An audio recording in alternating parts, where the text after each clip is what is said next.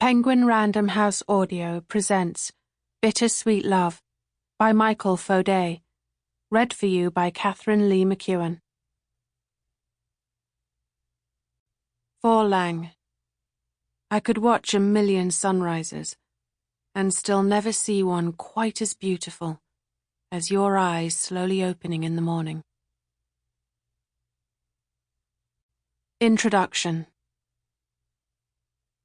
When I wrote my first book, Dirty Pretty Things, I found myself lost in a strange little world of my own making, exploring the many facets of love and relationships, inspired by life experiences, nature, art, and often a bottle of vodka.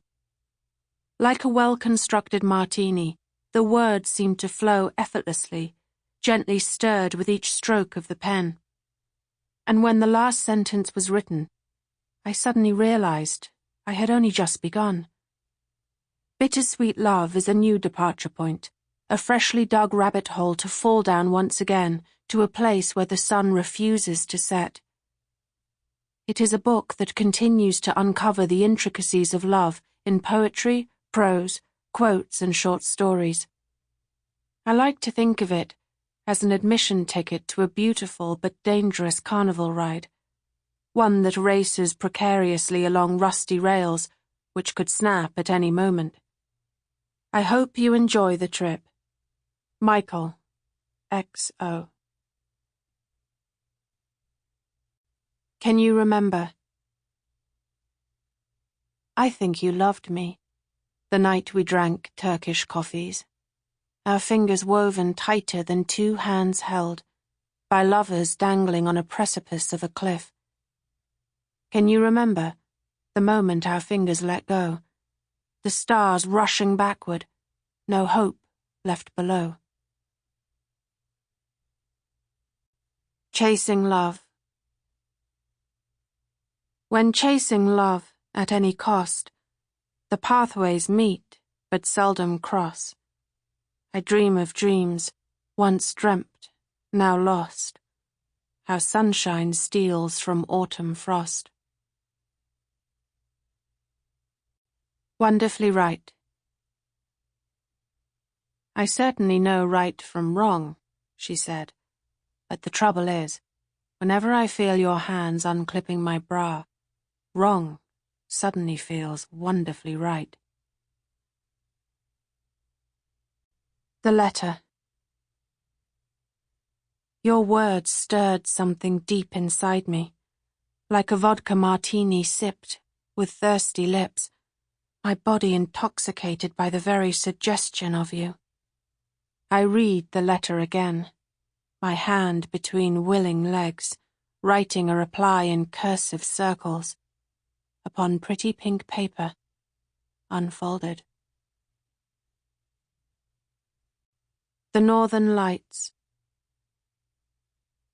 She was like the Northern Lights on a cloudless night, walking toward me, leaving a trail of dark footsteps on the silvery sand, the waves breaking gently behind her, white foamy fingers reaching out and caressing her ankles with swirling salty kisses, beads of glistening water clinging to her naked body, dusty pink nipples hard, skin ghostly pale, a single strand of wet black hair curled like a comma across her blushing cheeks.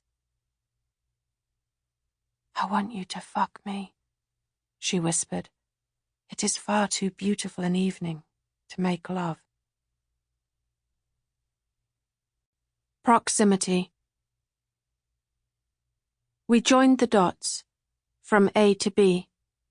The line we drew from you to me, traced empty shores, across the sea, over mountain top, past forest tree, along the roads and walking tracks, all bridges burned, no looking back. For the love we have, no gate can stop, no barking dog or bolted lock. For what is real is meant to be, when two hearts beat in proximity. Sleepwalking. Lucy pulled up the creaky wooden blinds and peered out the rain-streaked windows. It was a strange kind of morning. Wispy grey clouds hung low over the old abandoned church. A sprinkling of watery sunshine touched the treetops of a little park across the road, and in the distance a gorgeous rainbow held the city rooftops in one hand and sparkling sea in the other. She caught a casual glimpse of herself reflected in the glass. Strands of straw-coloured hair falling across her face, tickling her lips and almost hiding her sleepwalking eyes. A trembling hand reached into the pocket of the heavy white dressing gown, searching for the cigarette she had long given up. Old habits die hard, and new ones take their place. Something her shrink had told her at their last session.